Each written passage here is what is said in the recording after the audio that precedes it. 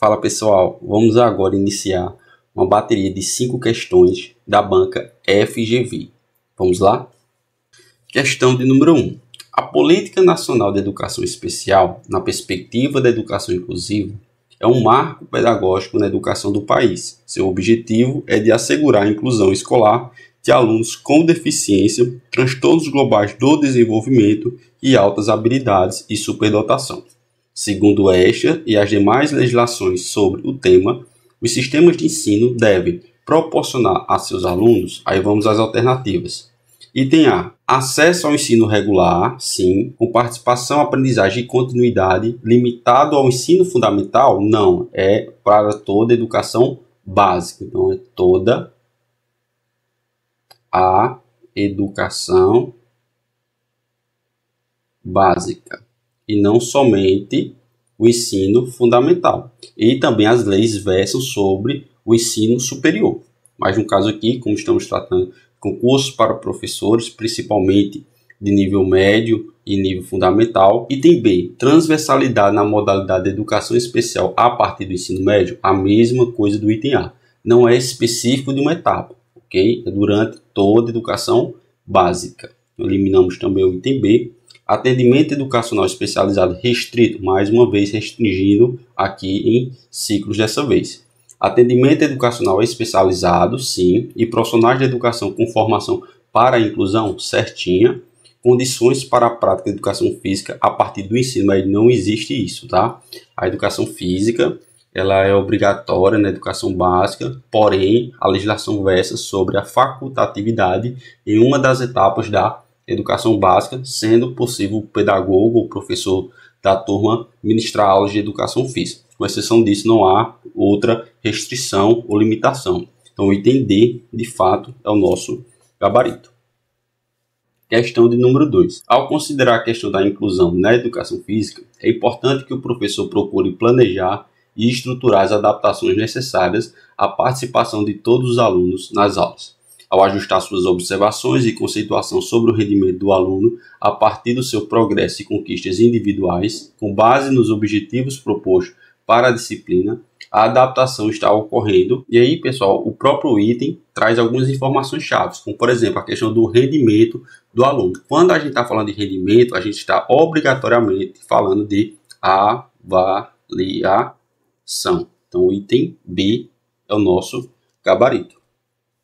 Questão de número 3. A opção que indica corretamente a modalidade de ginástica, que se caracteriza por uma grande variedade de movimentos repetitivos dos membros superiores e inferiores e que tem como principal objetivo o de promover a sobrecarga dos sistemas cardiovascular e respiratório, incrementando a absorção de oxigênio pelo organismo por meio do aumento do ritmo respiratório e dos batimentos cardíacos.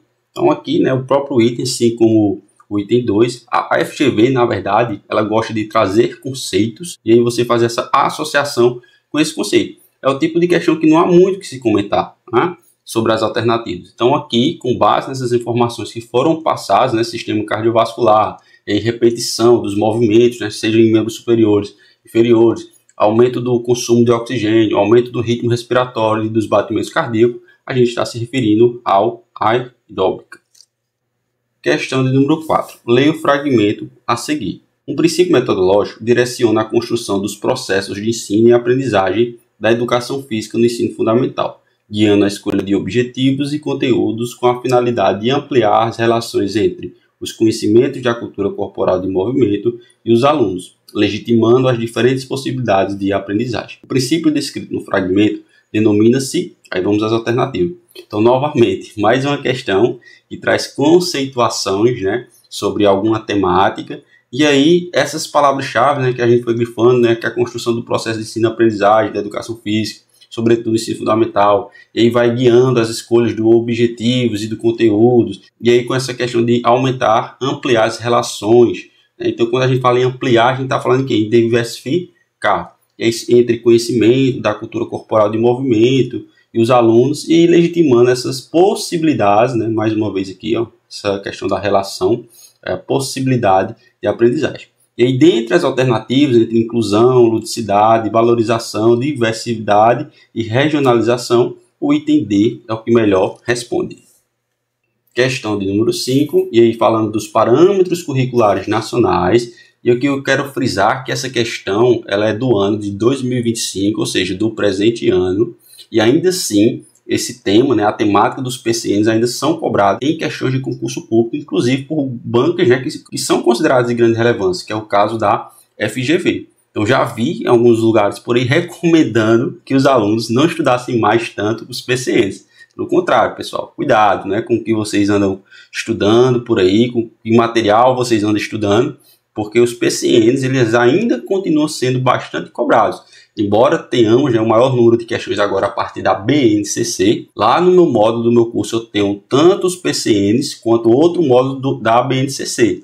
Porém, é importante estudar os dois, porque ambas as temáticas, tanto os PCNs quanto da BNCC, continuam e continuarão sendo cobrados em questões de concurso público. Por quê? Porque os PCNs foram eles que quebraram, de certa forma, com o paradigma da aptidão física enquanto documento, né? Enquanto parâmetro, como o próprio nome diz. E aqui eu trouxe essa questão do ano de 2025, sendo cobrado pela banca FGV.